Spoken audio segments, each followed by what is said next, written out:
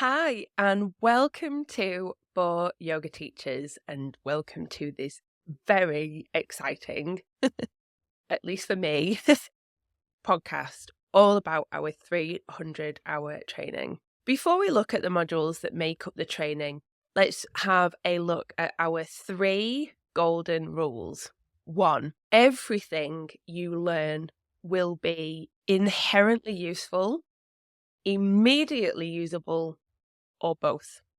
My intention is that immediately following each module, you feel confident and ready to teach what we've learned to your yogis. So, why is this a golden rule? Well, because if you're immediately teaching what you learn, if you want to do that, you'll find that the knowledge really becomes embedded in you. There's another reason I want you to feel immediately ready to teach what you've learned, and that's a plain, simple, financial reason.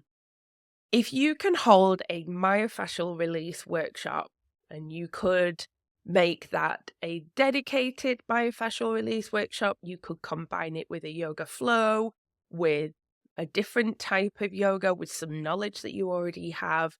If you can do that right after our myofascial release module, it will help you generate some extra income, which is really important to me because joining a 300-hour training is a financial consideration.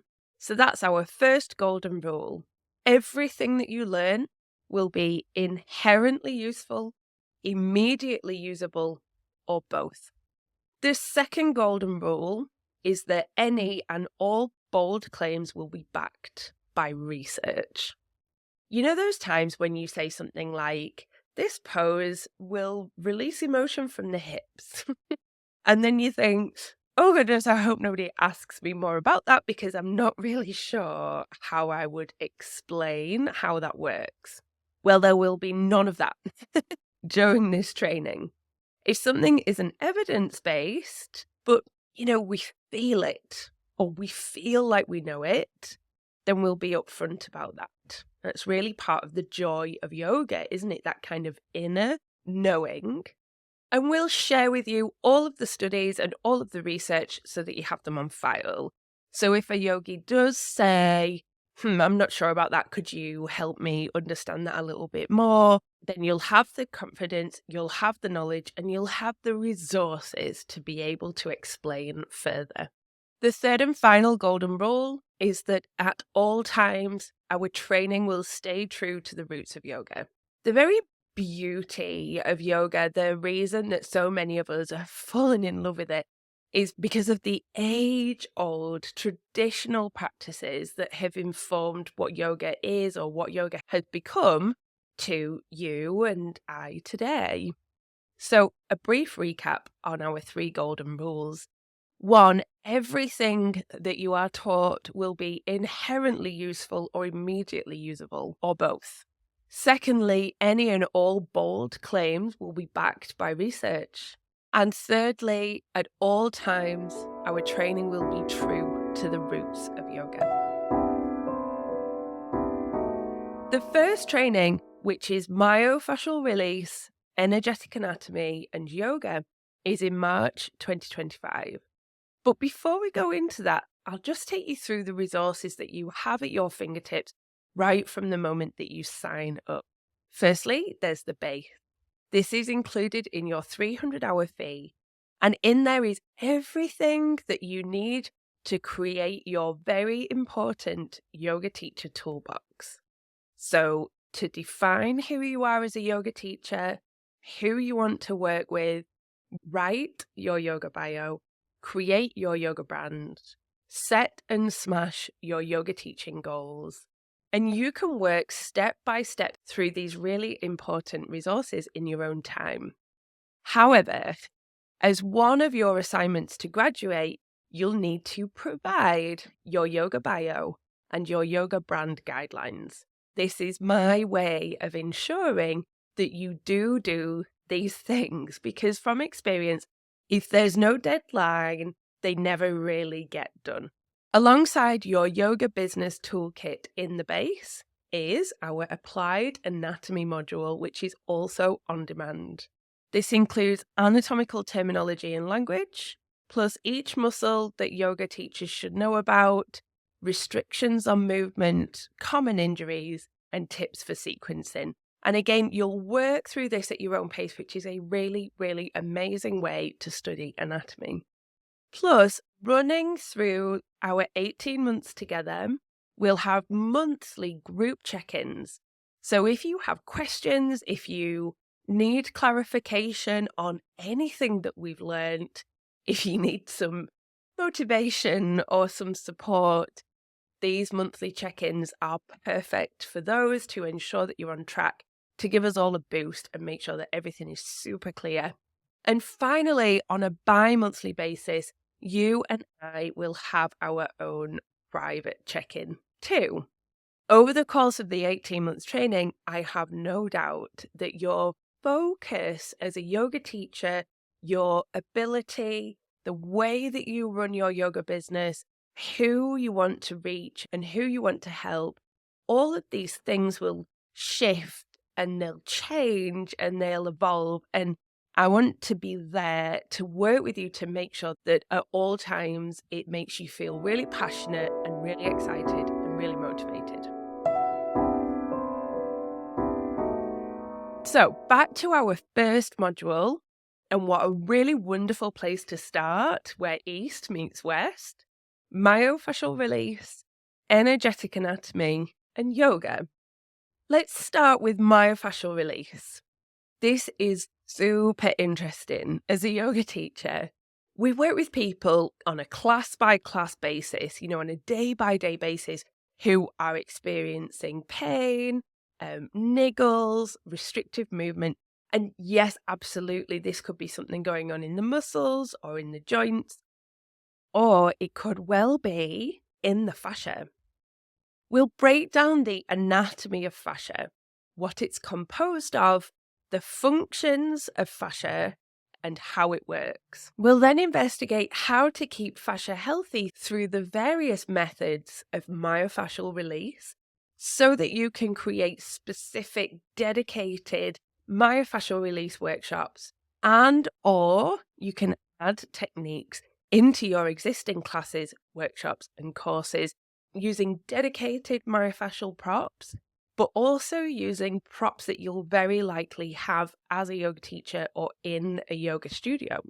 Remember, everything that we learn is going to be immediately useful.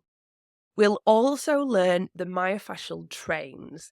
So if you're working with somebody, let's say, who has tight hamstrings, rather than just targeting the hamstrings and hoping for the best, you'll learn how to target, in this example, the whole of the superficial back line to help the person find relief in their hamstrings.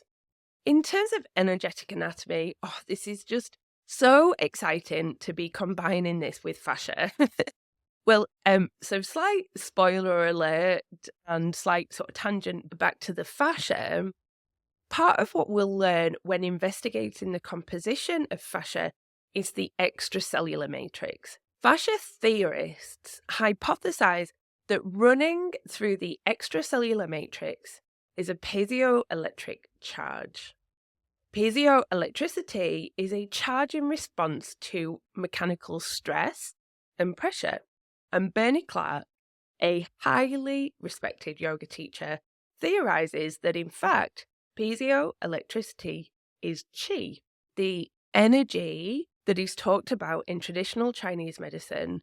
And we could expand that to look at this charge as prana, the vital energy, the life force that the ancient yogis detected in meditation an unimaginably long time ago. Isn't that absolutely amazing? That the yogis sat in meditation, they felt there was a charge, and now in anatomy, using all of the tools and imagery that we have, we're detecting that charge as an electrical current. Well, anyway, let's take a step back. So we're looking at energetic anatomy, we're looking at prana, and yoga is so wonderful at describing and communicating what prana is, and there will be a system or a model that you fall in love with, I'm sure about it. We have the chakra system. We have the panchakosha system, the 5 sheaths or 5 bodies. We have the nadis, the channels that prana travels through. We have vayus, which are winds, directions that prana travels in, and all of these have an impact on how we feel. So in this module, staying true to the roots of yoga, we'll look at the models, the systems of prana, and you'll probably have 1 or 2 that really resonate with you. And then when you layer this understanding and this new knowledge onto your understanding of the fascia system, which of course we'll cover in the same module, you're going to have a whole new dimension to add onto your yoga teaching, a dimension that helps your yogis free up restriction, address pain or niggles, and ultimately benefit the physical body of skin and bones and fascia, and the energetic body of breath and emotion and energy level and self-compassion. And all of this, of course, has such a positive impact on mental health as well. So I'm so excited about weaving these 2 disciplines together. Next up is another module that I'm absolutely itching to get teaching, which is yoga and the neurobiology of stress. Now, I know that you'll know that stress activates the sympathetic nervous system, the survival mechanism that releases adrenaline and cortisol into the system, and that yoga activates the parasympathetic nervous system, which helps reduce the impact of stress, and it helps us feel calmer, and it promotes digestive health, it helps us sleep, and so many other benefits. But have you ever wondered why? Why is yoga such an effective tool to reduce the impact of stress? Is it the movements, the asanas themselves? Is it that yoga, or at least, yoga as many of us practice it these days, is effectively a moving meditation? Does yoga help to release beneficial hormones? Why is yoga proving to be such an incredible aid for people experiencing autoimmune disorders? So this module is designed to address the why. It will define the nervous system response and the HPA axis, and it will break down the effects of chronic stress before then learning evidence-based practices to mediate or even reverse the effects of stress. The evidence-based, data-driven aspect of this module is incredibly important here.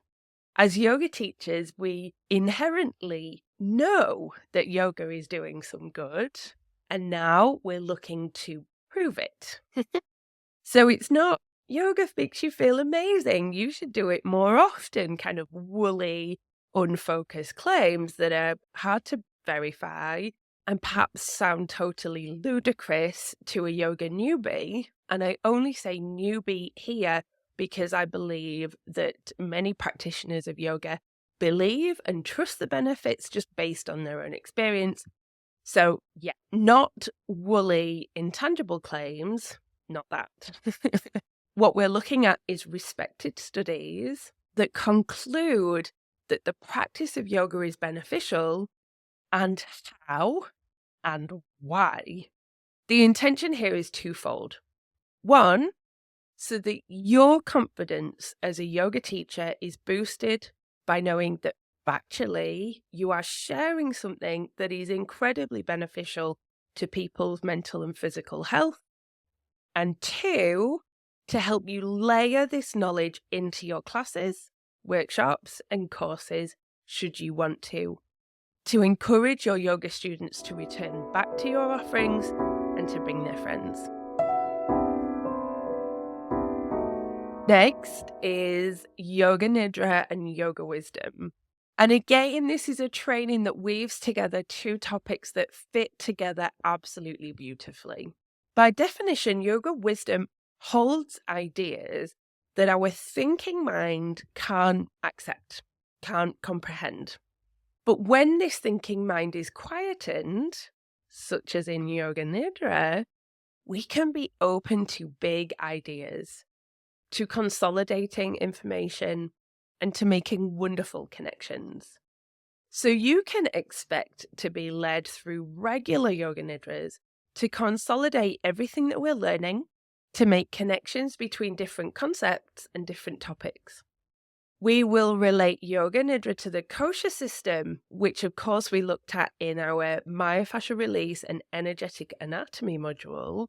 And this is such an amazing opportunity to revisit and build on what we learned.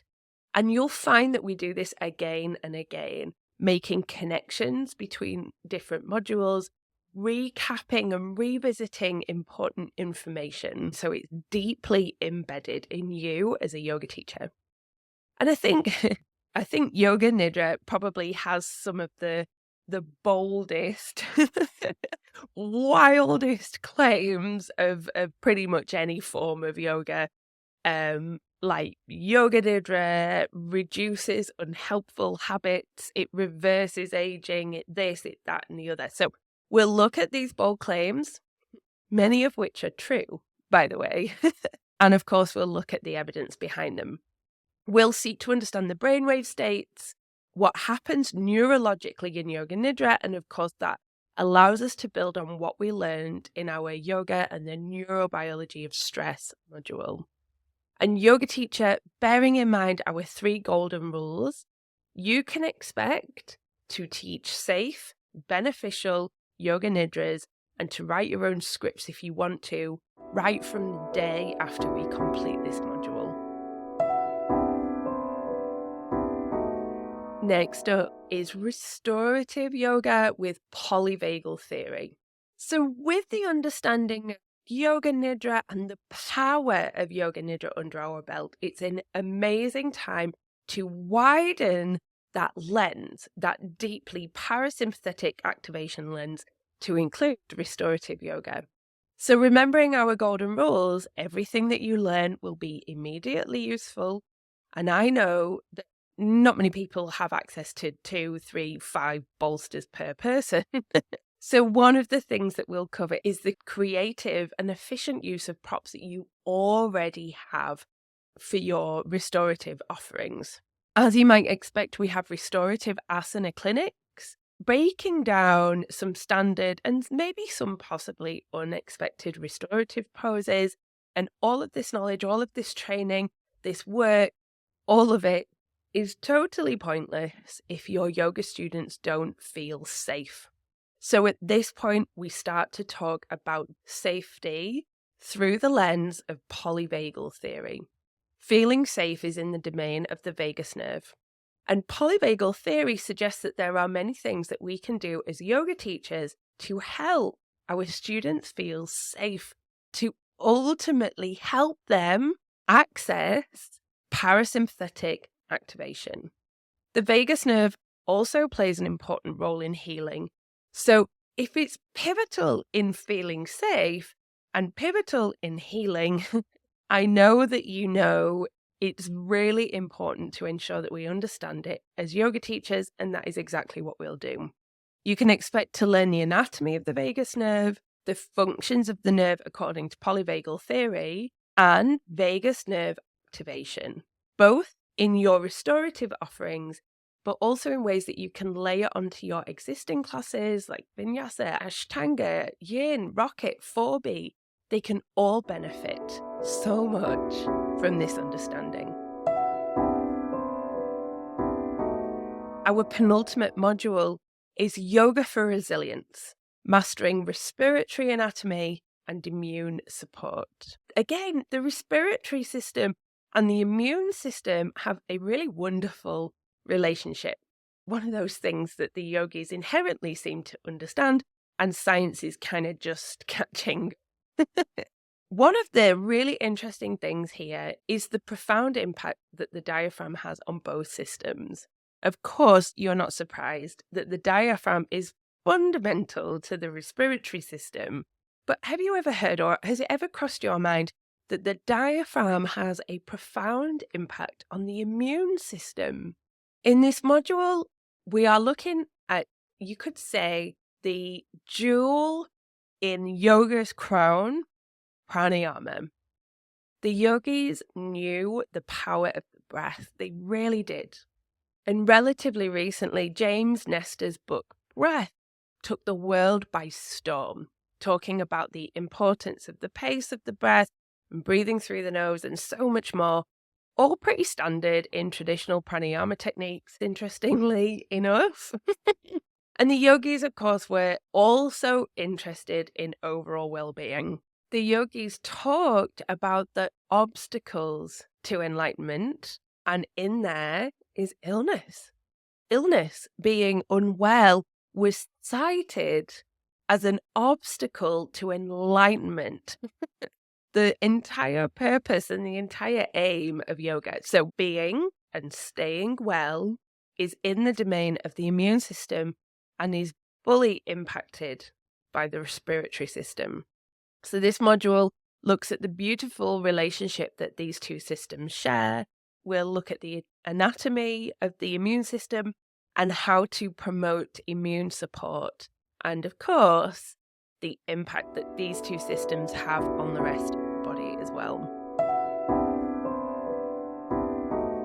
And our last module is teaching yoga for anxiety. And in all honesty, I'm pretty sad, actually, that this is a module, but it is, and it has to be. The prevalence of anxiety has absolutely skyrocketed. In 2019, the World Health Organization stated that anxiety disorders affected, honestly, are you ready for this figure? 301 million people. That's like 5 times the population of the entire UK. And that was in 2019. That was pre-COVID. These figures are absolutely shocking. At the risk of stating something that you most likely already know, anxiety can deeply affect the entirety of someone's mental and physical health. They can impact the immune system, making the anxious person more susceptible to viruses, infections, and or autoimmune disorders. And having already learned about the immune system, you'll be able to understand why this happens. Anxiety, of course, can also affect sleep, the digestive system, resulting in digestive issues, and, well, so much more, and we'll cover all of it in the module. Thinking about that figure, 301 million people with an anxiety disorder in 2019, you can assume if you are working with people, you are working with people who are experiencing an anxiety disorder.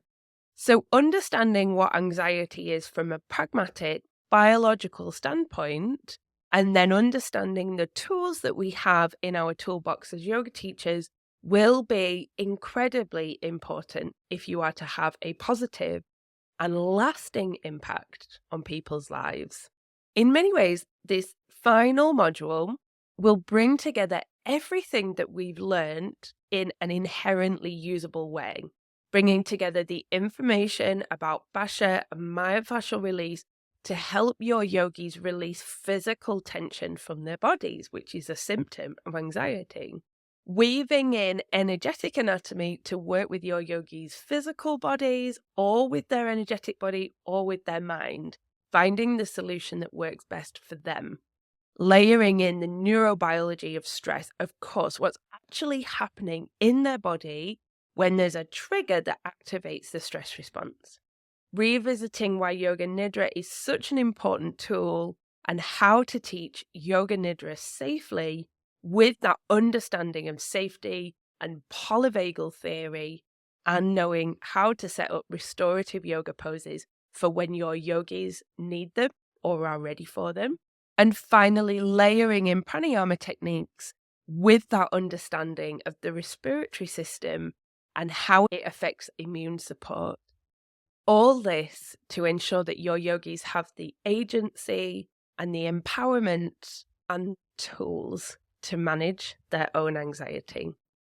So, yoga teacher, that's pretty much our entire 300-hour training summarized for you there. You can think about it as all the knowledge and tools and confidence that you need to help people with what they really need from us yoga teachers in this fast-paced, highly loaded modern day society. In terms of the investment, the early bird price, which is available until the end of November, is £4,499 as a one-time fee, or you can pay in 12 monthly payments of £384. Both those prices will increase after that early bird rate is finished. So just a reminder, that finishes at the end of November. And if you're a Yoga Hero 200-hour graduate, you get 20% off the one-time fee or the 12 monthly payments. So that's a huge, huge discount. That's really cool. At the beginning of this episode, I said, if you've already done a training that counts towards Yoga Hero's 300-hour training, I'll explain the options for you. So if you've already paid a fee towards a training that counts to Yoga Hero's 300-hour, we can take that fee off the full fee that I just mentioned. All you need to do is drop us an email, hello@yogahero.co.uk. Let us know what trainings you have done in the past, and we'll take it from there. We can work with you on your individual circumstances. But rest assured, the fee that you've paid and the hours that you've dedicated, they do count. So we can work with you on the best way to work that out. And before we round up today, it's probably worth me just running through a couple of questions that you might have at this point. So first of all, if you can't make all of the modules, we have a robust absence policy in place, which might include meeting with me either online or face-to-face so I can catch you up. There might be some pre-study and there might be some study afterwards. If we have to work together on a one-on-one basis, there might be another fee there, but we would talk about the options in advance of setting any extra fees. You might be wondering, do you have enough time? And that would be a very sensible concern. It would. A 300-hour is a serious undertaking. So, like I say, we would really recommend to come to all of the modules live. Aside from that, we are going to work with you so much to reignite, if necessary, your personal practice. So you're aiming for at least 30 minutes, at least 3 times a week. It's not set on what that is. It could be yoga nidra, it could be restorative, it could be something fiery, whatever it is. But we're aiming for 30 minutes, at least 3 times a week. We'd also recommend at least an hour a week study time. And of course, there's the monthly group check-ins of an hour or so. And you and I will have bi-monthly check-ins, and they just take as long as they take. And lastly, you might be thinking, I'd love to do this, but I'm not sure that I can afford it at the moment. So remember, we have the 12 monthly payments. If you're a 200-hour graduate, you get 20% off those. And then don't forget that we've written this course, we've created it, we've designed it so that you can start earning right after the first module. So if you wanted to start booking in some myofascial release workshops for, let's say, April, and you want to start selling tickets for those, you certainly can. You're going to have that knowledge. In terms of next steps, if you're feeling excited, if you're feeling passionate, if you're feeling a connection with this course, we would absolutely love you to join us. Wherever you're watching this, there will be a link to our application form. Get that filled in and we'll follow that up with a quick chat between you and I. It might be 15 minutes, maybe 30 minutes. And if all of that goes well, then we'll get you enrolled onto the course. Thank you so much for your time. If you have any questions, you get in touch with us anytime at all. And as always, happy teaching.